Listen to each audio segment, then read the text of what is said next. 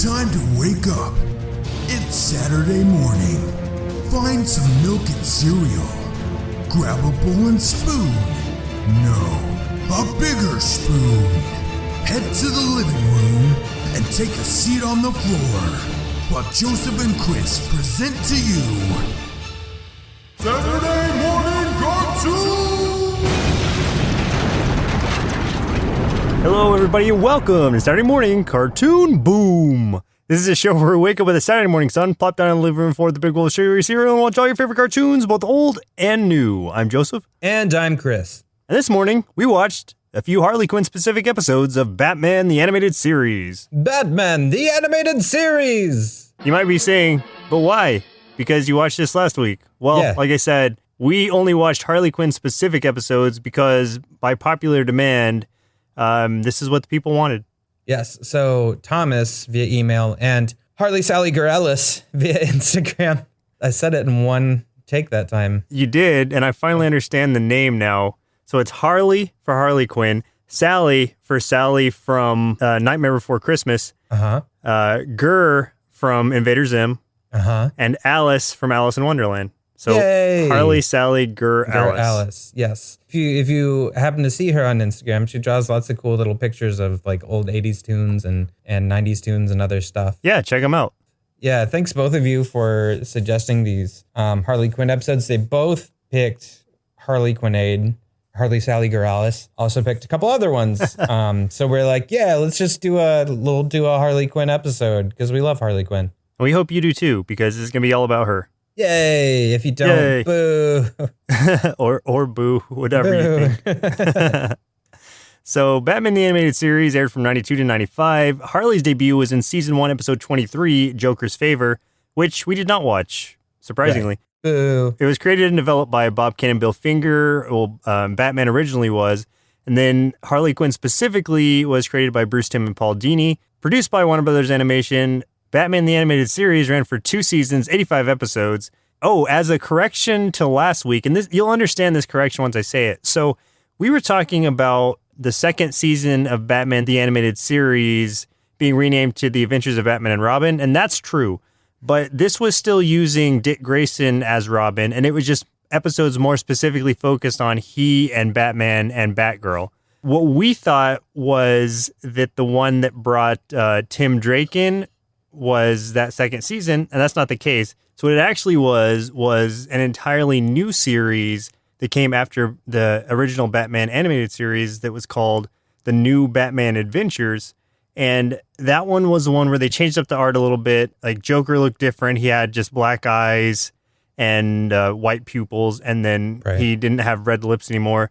And the reason I am bringing this up mainly is because one of the episodes that we watched for today's show was actually from that series. However, these all get tied together and mixed up, and a lot of people confuse them like we did because when the DVDs were released of the animated series, they included the New Batman Adventures as a part of it as technically as season 4, but it gets all tied together with the Batman animated series. So we're going to keep it tied together for this episode because it's following the same plot lines and storyline and the continuity. So it's pretty much the same thing.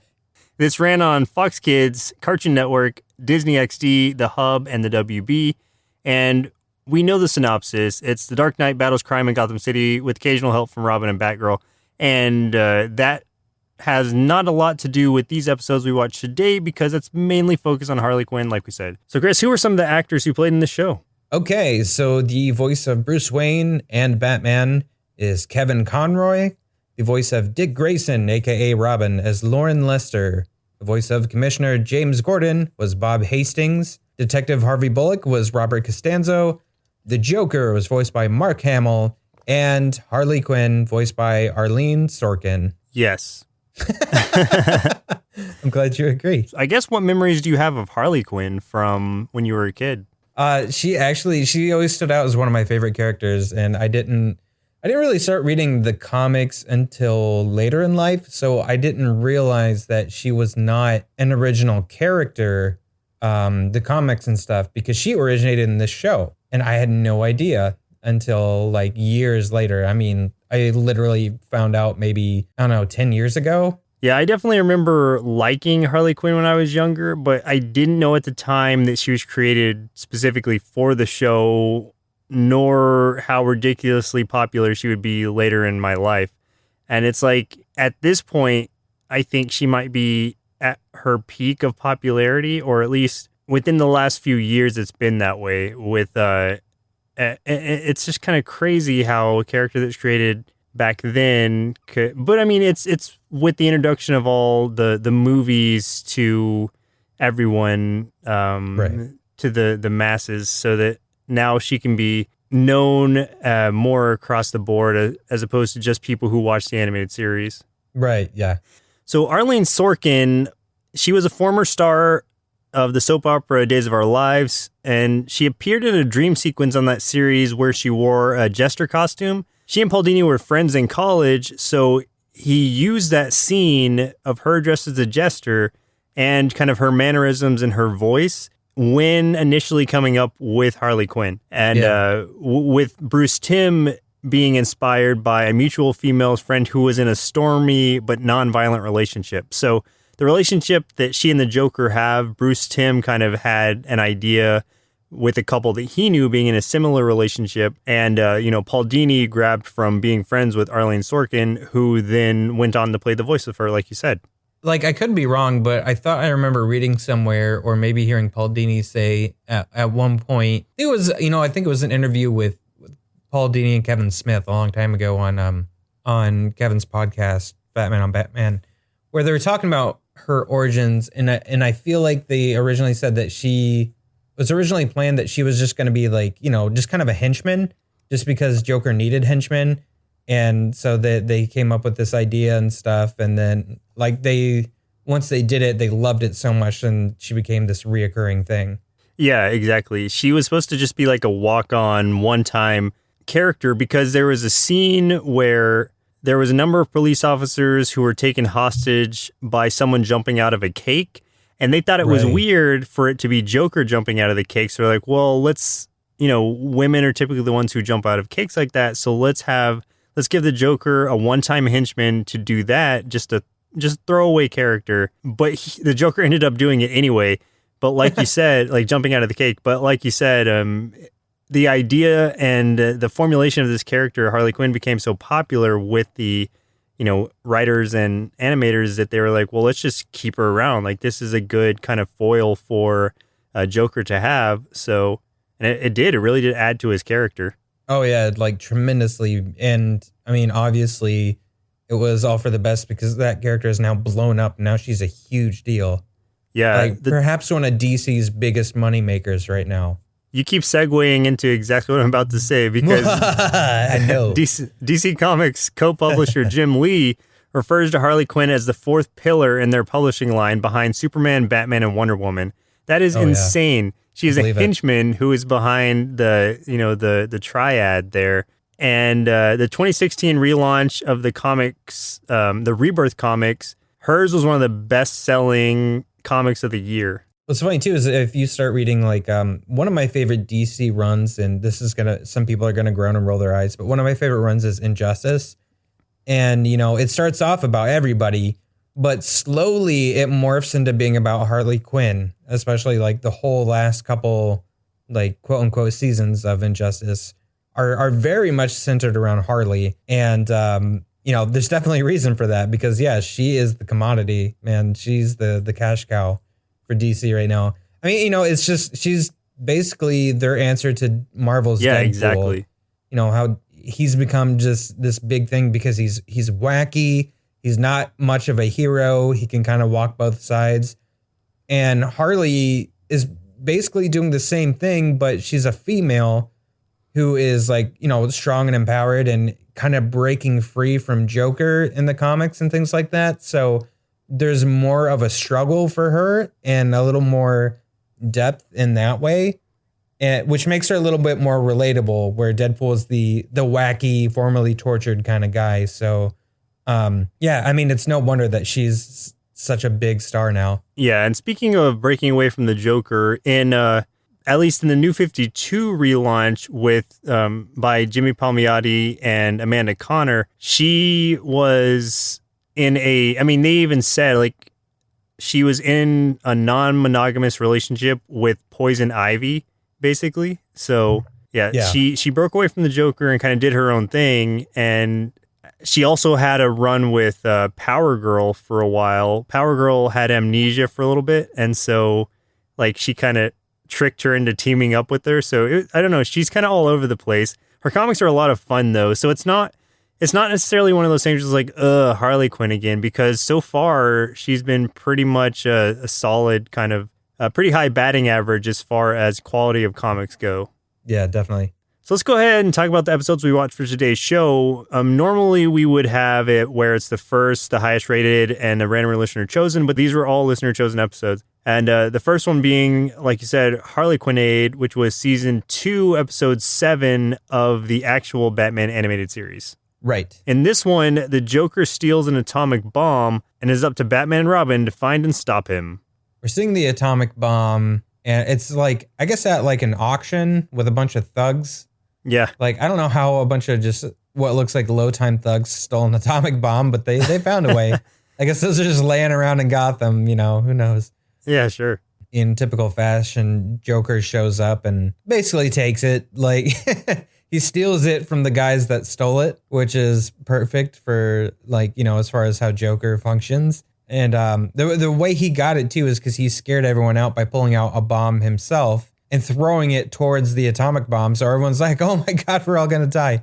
So they all run, and it ends up being a fake bomb. Fake to some degree. It's still filled with Joker poison or Joker gas. Yeah, instead of exploding, it just released a gas and knocked out the one remaining guy. Something to note also, and this goes for all 3 episodes, Paul Dini wrote all 3 of the ones we watched. Yeah. And so, it'll show. When it comes to Harley Quinn, that was just kind of like his baby. So I think that specifically he is going to be tied to most of, if not all, episodes that are predominantly Harley Quinn. You know what? I just thought of something real quick. Last week we mentioned that Paul Dini wrote this graphic novel about this traumatic event he went through, and like all the characters from Batman the Animated Series are representing his different like thoughts as far as his mood swings and personality shifts and stuff like that as he recovers. In that graphic novel, once what happens to him happens, Arlene Sorkin is the first person that he calls, which I thought was really interesting. And I guess because, like you said, they were friends in college and stuff. But I guess they maintained a very close relationship, because instead of like calling the hospital or something like that, or calling family, he calls her. And I thought that was really cool. Yeah, so it kind of makes sense on a lot of levels as to why he chose her and kind of based his character off of her. It's hard to say because we haven't seen any alternatives, and this was the origin of it, but it seems like this is the only choice. Like, this is the only direction they could have gone with this character, and for it to be as successful as it has been. And there have been a few people that have voiced Harley since. I mean, for the Arkham games, it's Tara Strong, who sounds remarkably like Arlene Sorkin when she does the voice. I mean, you almost can't even tell a difference. It's crazy. It's not like the Joker where the voice is kind of all over the place. If they're playing Harley Quinn, they always try to make it as close to Arlene Sorkin's as possible, because it's that like northeastern kind of twang that really gives it that punch. It's like that Jersey-ish sort of accent. I don't know. Right. The one exception is there's a new movie coming out. I think it's just called Batman and Harley. And in that, she's voiced by one of the women from Big Bang Theory, the blonde woman, I think Bridget, that might be her name. Okay. I don't know. I don't watch Big Bang Theory, but she's voicing it. And I heard it, like, I think she's trying to go for it, but it doesn't quite sound, it doesn't sound like the normal Harley Quinn. But I will reserve judgment until I see the film. That kind of goes back to what we were talking about the last episode also, which is like, it's hard to break away from these voices that we're so familiar with. Yeah. Anyway, though, so back to this. Batman and Robin find out that this bomb's been stolen. I mean, they figure the Joker's got it, but they have no leads on where he is. So they're like, okay, to be able to figure out like where he is hiding this thing, we need someone that can think like him. So they immediately go for Harley. And Harley who happens to be in Arkham Asylum. Yeah, and I love the introduction here because she's like hanging upside down. She's blowing bubble gum, and when they show up, she chokes on it, which is great because Harley, as goofy as she is, she's also super clumsy. And like a lot of the trouble she gets in it's usually caused by herself. She plays kind of a weird role where she is a villain. She steals things, she hurts people, etc. But she's also so lovable that you're like, oh man, like I don't think I'd mind if I was, if this was the kind of villain that took from me or whatever. Right. Yeah. There's just something that's just so adorable about her. You just adore her character. But exactly. So they get her, they basically hire Harley on, and with the promise of release from Arkham Asylum if she were to agree. Yeah, I think it's like early release or something. Like yeah, I don't know if release. it would be like immediate, but like some time would be taken off her sentence, pretty much like Suicide Squad style. But the caveat being like you cannot, obviously, like you can't betray us. You have to be like faithful to this mission and help us find the Joker. And in typical Harley fashion, well, Batman handcuffs her first, which is kind of funny because she thought she was going to be able to like, have a little freedom. She immediately gets handcuffed, but she immediately picks those handcuffs and they're in the Batmobile and she just starts hitting buttons and like, yeah, because she wants to listen to the radio.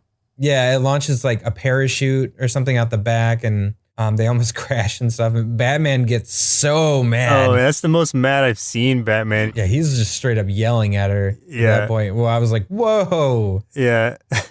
She just has like a little frowny face on. They go to like one of their old hideouts so she can get her costume because that's what she wants and see her babies, which are the two hyenas that her and Joker keep as pets, which I don't know their names, but I love these hyenas. They're hilarious. They carry through basically the entire series as well, or we see them in multiple episodes. And even in the new Injustice game, they're in that too. Oh, that's awesome. I didn't know that. Yeah. I love because they did such a good job of animating the expressions on the hyenas' faces to where if something like weird happens, like Harley says something weird or there's a weird choice, like you'll see the shape of their eyes shift and one of them will just look at the other one real quick, like, what? Yeah. Which, and, it gives them that human characteristic to where you can understand, like, what they're thinking. They're like, I don't get it. Which, yeah, I just love how they did that with these two. They're so much fun. Very expressive. Yeah. They knock Batman over and start chewing on his outfit. Yeah. So Batman's thinking, like, he's getting betrayed already, but she comes out dressed up, in her regular getup, and calls them off, and they find out Batman finds out that Joker pretty much has cameras on the whole city. Like you see, like there's one in the mayor's office, just various places around Gotham City. Yeah, there's one in the police department for sure. I think the judge's chambers also. Oh yeah. And so they end up going to this old factory where it was also one of Joker's old hideouts, and it's currently being run by this guy, like this gang leader named Boxy. Yeah. And when when they come in the front door, like they just see this whole thing going on, like it's basically a mini casino, just a whole lot of stuff going on. And they spot them in the doorway before Batman has time to react. Harley just hits him in the head from behind and knocks him out. My first reaction was like, okay, yep, she's betraying him. Like, we should have seen that coming. But it's not quite as cut and dry as that seemed. Right. Which is cool, which makes, this just adds more depth to Harley's character, honestly. But yeah, we see, because Robin's also been contacted and to come to this point, and we see as Batman's waking up, he's tied up to the, and like laid out on a poker table or something. We see Robin up in the window. Harley Quinn kind of gives Batman like a wink or something, and then she goes up on stage and starts performing a song. I love her song about her relationship with the Joker. Yeah. So she's distracting them, allowing Robin to sneak in and untie Batman. And that's where it dawned on me. I was like, oh man. So the reason she knocked Batman out is because like all of these mobsters had their guns trained on him. There was no way out for Batman. That could have killed him. So she knocked him out to make them think that she was bringing them Batman so that they could do what they want to him, and said she was just stalling to give him time for their backup to show up for Robin. Right. So it was actually really smart, but it's one of those things that, like, because Harley is who she is, you don't think that she's that smart until she does something like that. I think she and Boxy are having a conversation, and she even says, like, oh, like, I know you wouldn't hesitate to shoot us if you thought Batman and I were working together or something like that. Right. And he's like, yeah, you're right, I wouldn't. And so it gives kind of credence to her plan and justifies it. And even though it was in not the way that Batman probably would have preferred, being knocked out from behind, it ended up working out in his favor. After they take everybody out and they're basically on their way to catch Joker, Robin says something to Batman like, you know, what was she before she went bonkers? And Batman's like, a clinical psychiatrist. And he's like, Uh-huh. Yeah. He said, like, that makes sense or something. Yeah, which is true. I mean, she was, and, you know, it kind of gives some credit to her there, is that, like, you can't be stupid and become a psychiatrist. She's just very goofy, but she's actually very intelligent, despite some of the choices she makes and some of the things she does. Where they end up going with this is Joker has captured the mayor, and Harley's basically like, or there's no other way he would have done this, so here's what happened, lays it out, and they go over and they find the Joker. They chain Harley up again to, I think, in the Batmobile. And it lasts like 2 seconds. Right, before she like takes off a fake hand and gets out of the cuffs again. See, she's always thinking ahead. That's brilliant. Yeah. She knew she was going to get handcuffed again without anyone saying anything. So she put a fake hand on. So Joker's plan is to take out all of Gotham. The ultimate punchline, I guess, is to just take out the entirety of Gotham with this bomb. Again, we see Harley betray Batman and Robin, but this time I think it's a real betrayal. And so having turned her back on them, the mayor is tied up in the pool, like next to the bomb, and Batman and Robin are left there to disarm it. Robin smarts up, and he's just like, you know, telling Harley to really think about what Joker's plan was. Just like, you know, hey, if he was going to do this, like, when was he going to have time to come pick you up from Arkham? And what about, like, your friends, like Ivy, Poison Ivy, and your pets and stuff like that? And Harley kind of has this realization that he's going to kill everybody. And then Harley kind of realizes, oh, that includes me and our pets and our friends. Not cool. It was mainly because of the hyenas, though, because of their pets, their babies. Yeah. Joker, at this point, because the bomb has now been disarmed, he's like, well, it's going to go off, even if I have to go off with it. And he starts, like, shooting the nuclear bomb to try to make it explode, since Batman has, at this point, disarmed it. She shoots her little hook shot at him and hits him in the head and kind of knocks him for a loop. And so he's just firing. Plane. Yeah. He's firing all around. Yeah.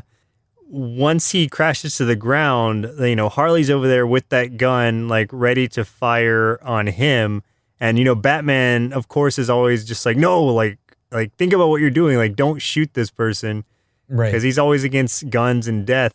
And so, but she's there, and he's just like, oh, you don't have the guts to do it or whatever. Yeah, he's just egging her on. Yeah, and so she ends up pulling the trigger, but it was just like I think it was either out gun. Or it was one of those fake, like, haha.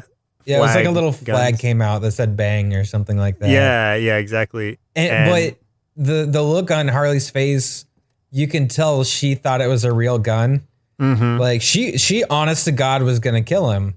And she pulled it. And then when Joker realized it was fake, she immediately looked scared. She was just like, uh-oh. Oh, like, what's he going to do? Yeah. But then Joker starts laughing, and he's like, you're the greatest. And then of course she goes right back to him. Yeah. Yeah. And it's such a weird, I mean, it really defines their relationship, though, on how chaotic it is. They're so dysfunctional. It's ridiculous. Yeah. But that was a great episode, though. Yeah, it really was. Harlequinade. Second one we watched for today's show was Harley's Holiday, Season 2, Episode 16, also of the original series. And in this one, Harley Quinn is released back into society after being declared sane at Arkham Asylum. A misunderstanding at a clothing store, however, causes a snowball of comedic chaos to build around her.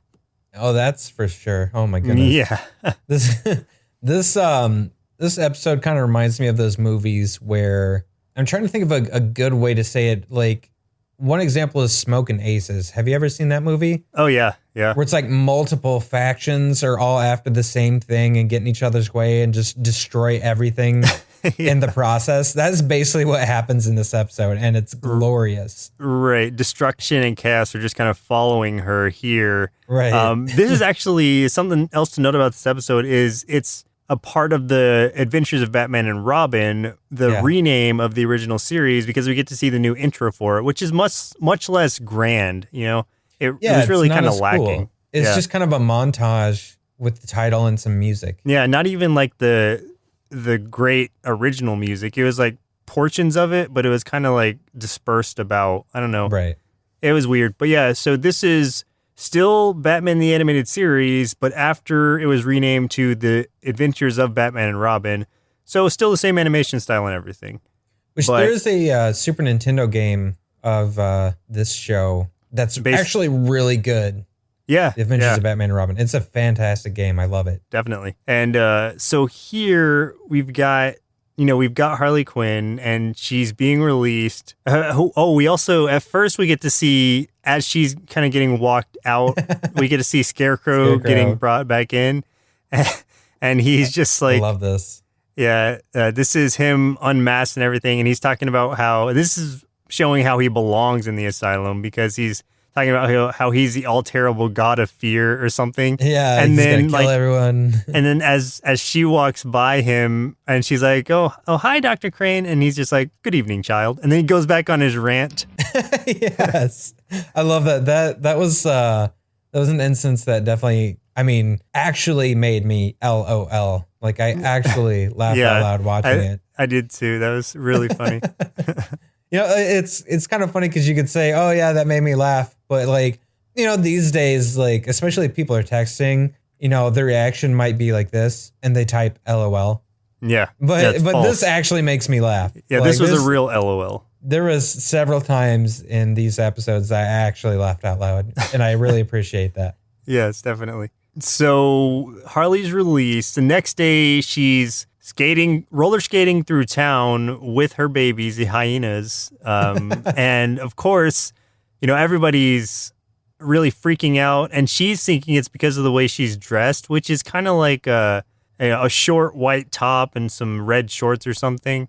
Yeah. And she's like, oh, this is so out of fashion. Like, you know, she's thinking it's her fault. Yeah, she's thinking that's why people are staring at her. Right, not because of the hyenas. With hyenas, but because her clothes are outdated. So right. So she goes in this department store, and she sees Bruce Wayne in there with this girl that I guess he's on a date with, this girl, Victoria. Mm-hmm. Like, I don't really remember anything about her, honestly. I don't remember having seen her before, but... I don't know if she was in any other episodes. I think in this one, it's his girlfriend, but I don't know how long that lasts. Yeah, who knows with Bruce Wayne. Right. But runs into her, and they kind of, like, had a little exchange. She's like, don't I know you? And he's like, I don't know. I don't think so.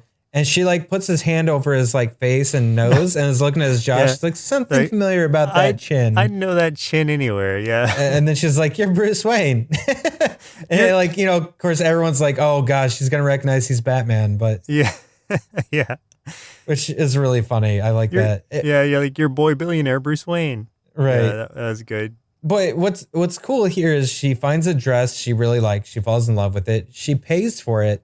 Actually pays for it, and she's so proud of herself for paying for this actual dress, not stealing it. When she goes to leave, she took it off the register before the cashier was able to take the security tag off. Yeah, the security tag off, so it beeps or, you know, does the ink splatter thing. But so this security guard's trying to get it back from her, not to, like, he knows she paid for it. He just wants to get it to take the tag off, but she's freaking out, assuming that they're saying she stole it, and she's upset because she's like, I paid for this fair and square. She starts fighting the guy, and just everything snowballs from that point for sure. Yeah. Well, one thing funny that happened right before that, when the whole Bruce Wayne thing was going down and she met his girlfriend, she was like, "Oh, I recognize you. Like, I was a clown girl holding the gun on you at that charity event." Oh, yeah. Of course. Or Veronica. Veronica's the girl, not Victoria. Yeah. Veronica's like, what? Yeah, she's obviously not interested in talking to her at all. Well, she's fighting the security guard, and then she runs and hides in one of the changing rooms, and Bruce Wayne is just like, because he knows that Harley just got out, and he genuinely wants Harley to have a fair shot, because I think he knows that she's not as crazy as she acts. She's just too often easily influenced by Joker because he plays mind tricks with her. So he's like, right. Wants her to have a fair shot. He goes in, tries to intervene, trying to be a good Samaritan. Like, hey, it's just a misunderstanding. Come out. Let's talk about this. She changes into her Harley Quinn outfit, comes out. She's ready to kick some butt. Runs outside, steals Veronica's car with her still in it, drives away. Yeah. And that kind of defines a lot of the meat of this episode is her on the run with Veronica, who happens to be the daughter of like an army general. Oh, my gosh, yes. So you've got, this is where the multiple factions come in. You've got, Batman going after her. You've got the police going after her for... Bullock, because she like sideswipes his car or something. Oh, yeah. And he gets so angry and he's like, not today, clown. And then he's going after her. And then you have, eventually, you have the general after her after, a while of trying to speak with the mayor and stuff about it. General comes after her in a tank. And there's even more going after her, too, because so she needs a place to hide. So she goes back to this hideout where Boxy is again. Oh, right. And Boxy, it's great that we saw these two episodes back to back because Boxy's like, I didn't forget what you did last time. And he's, yeah. She doesn't actually want Veronica, injured or anything like that. And she's just like, we need a place to lay low, blah, blah, blah. He is of the mindset of, oh no, we're gonna ransom this girl and we're gonna do what we can. And, Harley doesn't want to do her any harm. She doesn't want to hurt anybody. She just like is angry and needs to get away. So she sicks the hyenas on Boxy. Yeah. And then it gets away again. So then Boxy ends up getting in this truck and starts chasing her too. So she's got like four different factions all going after her at once. Boxy, Bullock, Veronica's dad, Batman and Robin. It's just ridiculous. It comes to a point where as she and Veronica are talking in the car, she's like, you know what? Like, you get me out of this alive and I'll drop all the charges, because she knows after hearing that, she wants her to be released and doesn't want her held for ransom. She realizes that Harley just had a bad day and, like she doesn't mean any harm. And so they start having like a good conversation there. And it's weird because, Veronica is technically a hostage, but they almost start to relate in a way. Yeah. They start like striking up a friendship pretty quickly, which is interesting. Yeah. Maybe it's Stockholm syndrome. I don't know. But Veronica, possible. Veronica kind of feels for her. And I mean, like, I kind of get it because Harley did protect her from Boxy. Yeah. So I think Veronica understood that and knew that Harley making poor choices had good intentions. This is while they were on the bridge driving out of Gotham. And that's when they encounter her father in a tank. And so that turns them around, which kind of brings us to a point in kind of the center or Gotham Central or something, the main street where they meet up with all the factions and just a huge collision happens where Bullock and Boxy kind of all run into the tank. And then the tank with Veronica's father in it just runs over Veronica's car, presumably with Harley Quinn and Veronica still in it. Yeah, and that's right when Batman pulls up, and he kind of, he's shocked. He's like, no, and like, he's really obviously upset when it happens. Yeah. But then you hear Harley say something, and they look over, and she's standing off to the side holding Veronica in her arms. Well, she was up in the air because she basically hook-shotted out of there. Oh, yeah. Out of there. She's like, well, that was my good deed for the day. And then she like lets her out and escapes to the rooftop. Batman chases her across the rooftops, and she's trying to fight back. Batman's just trying to calm her down. A few things blow up because, it's Harley. But he ends up getting her and he takes her back to Arkham. And like, I love the ending of this because it's so sweet. So she goes back to Arkham and the people there are just like, you know what? We know that you had paid for that dress. It was a misunderstanding, but you did make some mistakes. So you got to stay here a little bit longer, but you'll be out again soon. Yeah. And Batman tells her, I had a bad day too once, referring to his, the day his parents were killed. Yeah. And she says, this starts kind of a little exchange where she's like, nice guys like you shouldn't have bad days. And then she gives him, he brought her the dress. Oh yeah. He brought her dress back, the one that she had, officially bought. Yeah. And so she gives him a small kiss, and then she turns around, and I guess it just like either she's like, wow, that was good, or I'm just gonna go all the way with it while I can. She turns right back around and gives him a huge, like, long kiss. Yeah, like, I mean, there's probably some tongue action going on there. Like, she goes for it, man. Yeah. And he does not, like, fight her off. He doesn't pull either. away, yeah. No. With Robin and Poison Ivy watching, too. Yeah, and the best part was, like, once she finishes kissing him, she's like, call me sometime. And he says, don't count on it, but he's got the biggest smile on his face. Yeah. Like, he loved it, dude. He's just like, don't press your luck. And then, but he walks off smiling. So it's like, oh, you never see Batman smile, really. Yeah. So. I'm like, oh, he has a real soft spot for Harley Quinn. I like it. Yeah. And that was a really sweet ending. Yeah. And then I was just like, oh, I want them to be together. Now I'm shipping for that. I know. I'm shipping Batman and Harley Quinn right now. They do have a movie coming out together soon. Animated movie, guys. Don't get too excited. Animated movie. Yeah. But Kevin Conroy is voicing Batman for it. So that's awesome. Now, if only Tara Strong would voice Harley Quinn. But, we'll wait to pass judgment, like you said. We'll take what we can get. Yeah. Yeah. Okay, so the third one we watched for today's show was Mad Love, Season 4, Episode 21, if you're counting it as part of the animated series.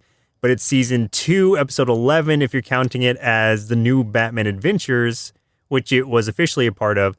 And you'll notice the styling is slightly different. I mean, the dialogue and everything is pretty much the same. It's the same voice actors, all of that. But the art style is a little bit different. For some of the characters, not all of them look that different, but yeah, Harley Quinn looks pretty much the same. Joker is very different. Batman just kind of has a different suit. Like his color scheme's different. Yeah. And so, but this one doesn't really involve, I mean, it involves Batman, but not as much as he's a central character. And this one, it really is the Harley kind of recounting how she became involved with the Joker.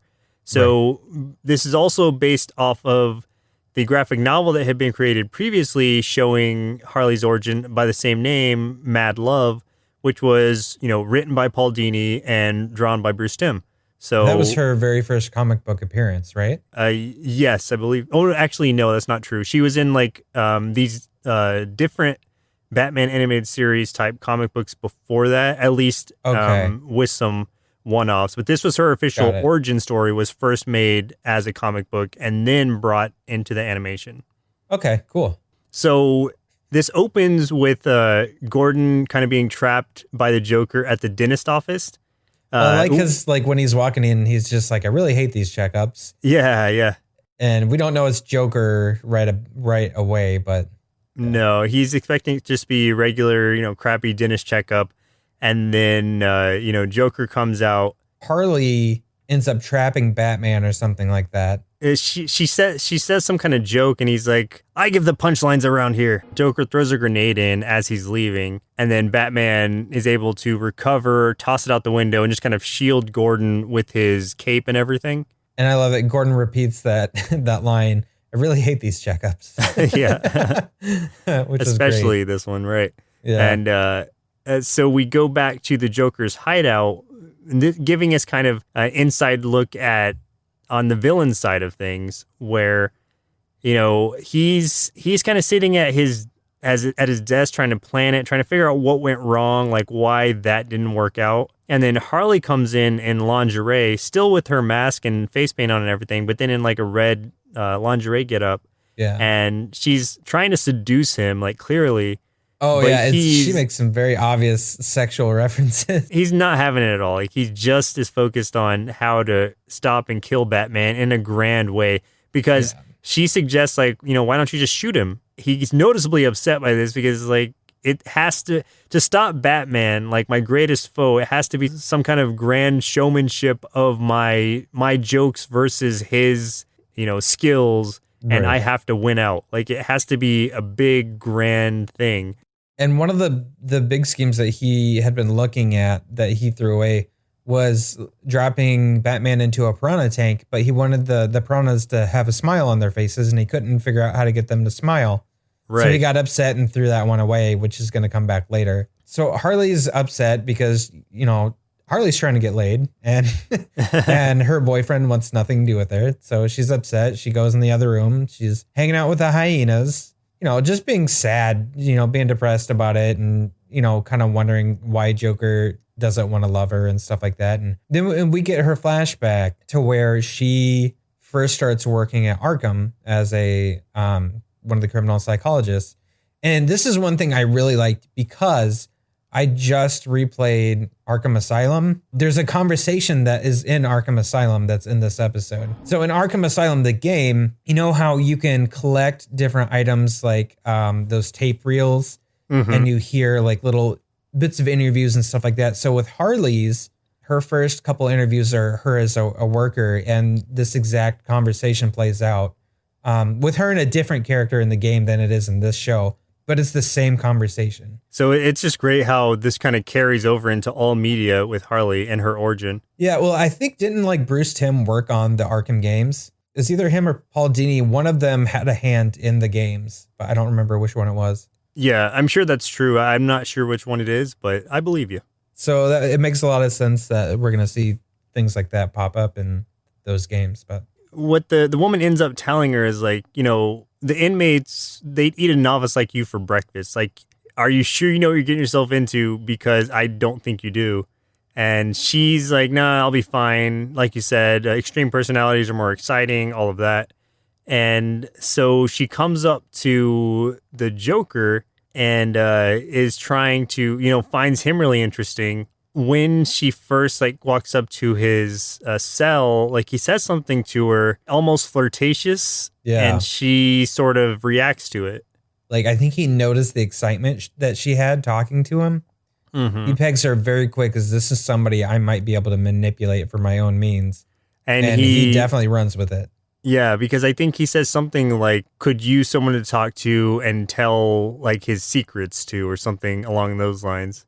Right, because he's one of the ones that they've never been able to crack the Joker. And she starts thinking that he's opening up to her because, I think it originally starts as, oh, I'm going to be the one to do it because he's starting to sound like it. And then he starts opening up, or what she thinks is opening up, because he's talking about his abusive relationship with his father. His father used to beat him, and all he wanted to do was to make people laugh. He knows he gets extreme, but it's all about the laughter and stuff like that, and people don't understand that. And, Batman is just like his dad. He beats him up and abuses him and throws him back into Arkham. She starts sympathizing with him, and this starts turning into infatuation. And then he leaves her flowers and stuff like that, sends flowers to her office. And this turns into she becomes obsessively in love with the guy. And she sees him as a lost, injured child trying to make the world laugh with his antics. So she thinks she has him pegged when it's the opposite. It's the other way around. But he's so manipulative, like you said, that she kind of falls right into his trap from the beginning and is really stuck there, as we've seen over the episodes we watched. He escapes at one point. Yeah, Joker escapes at one point and then is almost immediately brought back by Batman. And he had the crap beaten out of him. He looks like he's got a broken arm. His face is all bruised.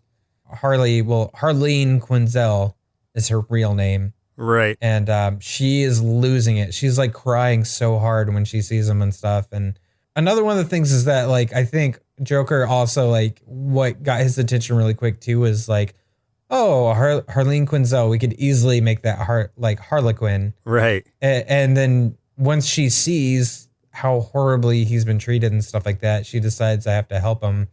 So then she takes what he said originally when he called her Harley Quinn, and she runs with that, gets herself a costume, gets all these gadgets to bust him out, and calls herself Harley Quinn. So this kind of brings us back to that. This was her origin kind of mixed into this episode we were talking about.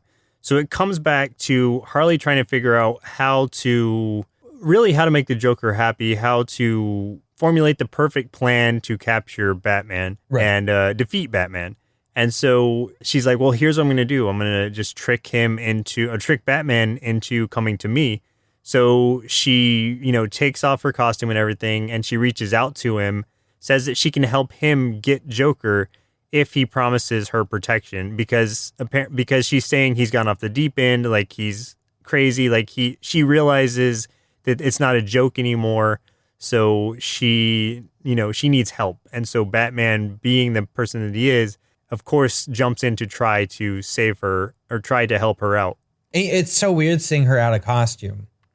She's got like this long flowing blonde hair and bright blue eyes, and like she's drawn very beautifully, but like you never see her out of costume. So it's really interesting seeing her that way, you know, and which is probably what makes Batman feel like she's so sincere, like she's waiting for him on a pier. She's like, you have to help. And he goes, and then, so she had rigged something where there was basically like, I don't want to say like a robot, but almost like a mannequin-ish kind of thing of the Joker on a boat that starts coming at them on this pier, shooting guns, and Batman does something and the head falls off, and he's like, oh, the Joker's up to his tricks. And then Harley knocks him out from behind by injecting him with something that puts him to sleep. And basically, yeah, she got him again. And, and this is going to come out, I'll say this for later because it's a line that Batman says to Joker later, but it rings true, especially here.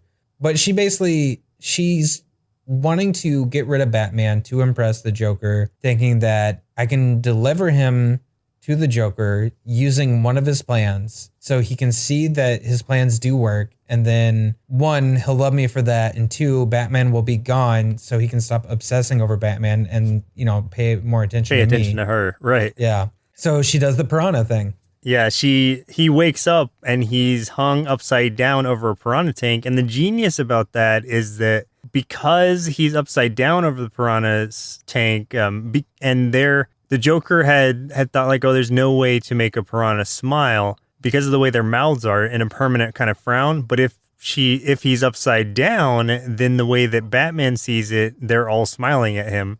So It was kind of a brilliant plan that the Joker should have thought of first. She says that like Joker will like love her, be proud of her or something. And Batman starts laughing at her. Oh, yeah, definitely. In such a way where it's such a creepy laugh that she's like, I don't think I've ever seen you laugh before, but I don't think I like it. Or he tells her how, basically what the Joker was telling her, how he was, quote unquote, opening up to her was all just one of the lies that he tells, because he's going through these things like, oh, was it the one where his dad hit him for some reason or another? Yeah. And it was different, slightly different than the story that she told, but still rung about the same kind of note.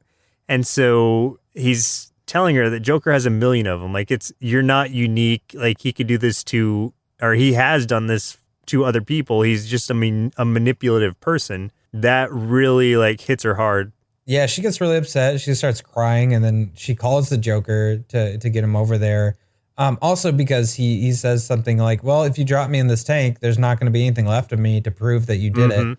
You better get him over here. So Batman knows what he's doing because he knows the Joker, and the Joker is not going to settle for not being the one to kill Batman. Right. So the Joker gets there, and when he sees Harley had captured him and was using the Joker's thing, the Joker's idea, instead of being happy about it, he like slaps her across the face super hard and knocks her to the floor.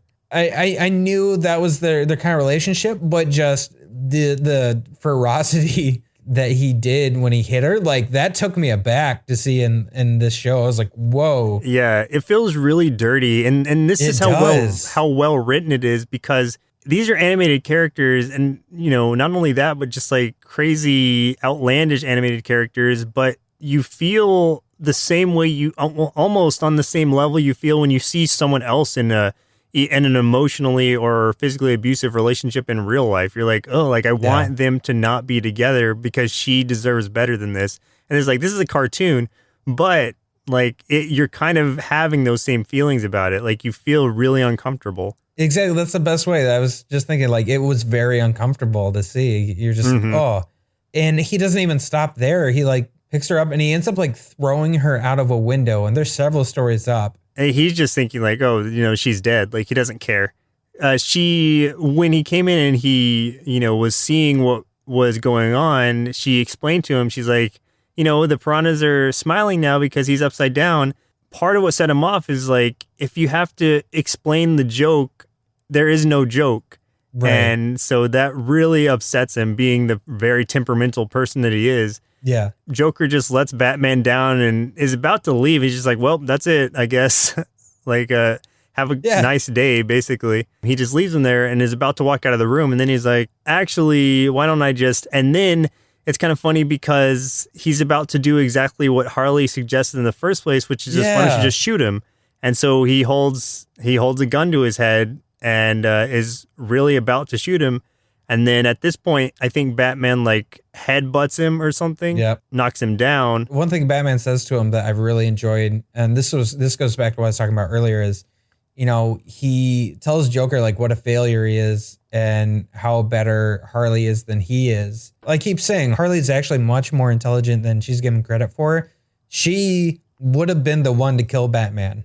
Like it would have happened. He had no way out, and Joker has not come nearly as close. So, and I like that he used that to get at the Joker. Right. He knocks Joker into a smokestack at a plant, and then the news comes on and it's like, presuming the Joker is dead, but you know, that remains to be seen. And of course he's not. And we see Harley, who's back in Arkham Asylum, and she's like kind of talking to herself like, you know, no more obsession, no more craziness, no more jokes, no more Joker. He's a murderous, reprehensible, irredeemable. And then like she looks over and sees one of those flowers that he sends her from Mr. J, or Puddin', just signed J. And and then she's like, murderous, reprehensible, irredeemable angel. And then it's like, she's in love again. It all starts over again. Yeah. Like, dang it. One thing that surprised me about this episode is there's definitely some blood in this episode. Oh yeah, that's true. Like, I don't think I noticed in any other episodes that we've watched of this show, but yeah, everyone was bleeding. Harley, Batman, Joker, they were all bleeding. So I wonder if that was just part of the new Batman Adventures, like since it was a different series, like it got a little bit more graphic in a way. Definitely. I was very surprised. Actually, I was too, and I was going to mention that, so I'm glad you did. Well, Chris, looks like it's about time we dress our inner kids up as Harley at the next Comic-Con. And, assuming we don't lose them in the sea of other people dressed up as her, see what they thought of the Harley Quinn-centric episodes of Batman the Animated Series. I learned a lot from this show, which is that Batman is actually kind of a bully. Also, you can't hit girls unless you're a clown. And Harley is going to be my new girlfriend. So I gave these episodes 5 bowls of baby hyena cereal out of 5. As part of a series I already 100% love, it's hard for me to say anything negative about Harley Quinn. But if I had to, it would be that, much like Deadpool, she's become a victim of her own popularity and may have reached a point of oversaturation. That said, she was elevated to this status for a reason. Harley Quinn is a very lovable character with a unique appearance, comical lines, and a quirky attitude, even adding more depth to the already complex Joker. For someone originally created to be a one-off throwaway, the fact that she's only gotten even more popular since her introduction in the 90s is a testament enough to how great of a character she is. I'd give the Harley Quinn episodes of Batman the Animated Series 5 big bowls of Puddin' Pop cereal out of 5, and think that even if you're going tired of the character, you should at least continue to appreciate her roots. And on that note, if I was promised a beautiful accomplice like Harley Quinn, I'd change my last name to Kerr in a heartbeat. Get it? Because my first name is Joe Kerr. Ba-dum-ching. Oh, that is a horrible joke. Yeah, I hope now that you've aged a little bit that you're better at selling jokes. That's like a dad joke, but coming from a kid. Yeah. Come on. That was, you could write for Laffy Taffy. I mean. Easily. Joker would have knocked me out, too. Knocked me out of a window, too. He would have. I'm going to. So do you have any final thoughts on these episodes? It was good to see not only her origin again, but also more of what made the character so fantastic. And it's something you forget being so flooded with all of her images and things in the media now, but it was such a simple idea that turned into something really amazing. That just goes to show that Paul Dini's writing combined with Bruce Timm's art style is something that's just really a force to be reckoned with. If you don't know about the character, I'd be surprised, but go back to her origins. Don't just like base it on the Suicide Squad movie or anything like that. Like go back, watch the Batman animated series cartoons, the episodes about her. I really think your appreciation of her will grow even more than it already is. Yeah, I completely agree. Harley Quinn is such an amazing character, and it's so surprising to me that with all of the amazing villains that Batman already had, that this completely new one that just came out of this TV show and is now more arguably one of the most popular comic book characters of all time, that she made this leap. Like it's so hard for me to believe it, but I mean, it's there. Aside from her antics and the fact that she is a complete badass, there's also an important issue that always surrounds her with the controversy due to the fact that her and the Joker are in such an abusive, like horribly abusive relationship. And one of the problems that comes out of it, and you see it a lot in social media and stuff like that, especially for, I don't want to, group people in, but especially like the younger generation that has only seen things like Suicide Squad, stuff like that, that they glorify the relationship and their love for each other, like it's a love for the ages, or like true love, and you'll see an Instagram photo of Joker and Harley, and it's like the exact opposite. It's just right.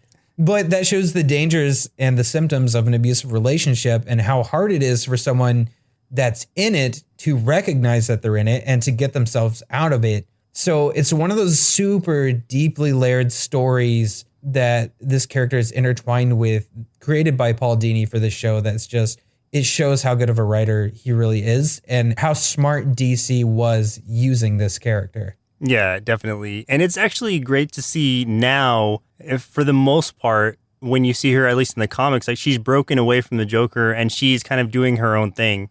Right. And that's exactly. really good to see because she's such a great character. And you see that strength almost in that she was able to break away from that really, like you said, abusive relationship that she'd been stuck in for so long. Harley can kind of be seen as a symbol of feminism when it's the Harley you're seeing that breaks away from the Joker, because it's, and like, don't get me wrong. Like when I say feminism is not about girls first, guys last. It's not about that. It's about equality. So it's about like, her realizing that she should not be treated the way she's treated, and her sticking up against the Joker, which she did in several of the episodes that we watched. This last episode, didn't work out that way for her, but that first one, she originally turned against him once she realized how horrible he was. Yeah. And of course, she always goes back to him in the end because that is the foil. That is her foil as a character, at least in the animated series. But yeah, she can be a symbol of strength very easily, which is, I think, another reason why she's such a popular character right now. So thank you again, Thomas and HarleySallyGirAlice, for suggesting these episodes to us. You said that way more eloquently than I can. I had to pause for a second, but I got it. You got it. At least Thomas is an easy name. Oh, I can't say it. Thomas? Thomas. Thomas. Thomas. Yeah. Thomas. Sorry, Thomas. Sorry, not sorry. Well, listeners, it looks like our milk supply is now run dry, so it's time for us to say goodbye. And next week, we'll be watching Captain Planet, suggested via Twitter by Christopher Valencia at Ludacris03. Oh, that's awesome. Man, I haven't seen Captain Planet in so long. He's our hero. He's going to take pollution down to zero. I don't know if he has, though. I'm pretty sure pollution is way above zero at this point. Probably. We don't have an EPA anymore. So, it's probably, if I were to guess, I would say it's about 90% pollution. Do you think that Captain Planet is actually Al Gore? Do you think that that's possible? Do I think that? I've never seen them in the same place at once. So do I think that Al Gore is the combination of a lot of children's rings put together as one? Yes. Yes, absolutely. Okay. That's what I thought too. It's the only explanation. Yeah, exactly. So once again, I'm Joseph. And I'm Chris. And we'll see you next Saturday. Presented by Nerdsloth. A place for lazy nerds. If you like what you heard, consider donating at patreon.com/nerdsloth so we can continue bringing you quality shows. Be sure to also leave us a review and share your favorite episodes and clips on social media. If you're looking for more content, visit us at nerdsloth.com.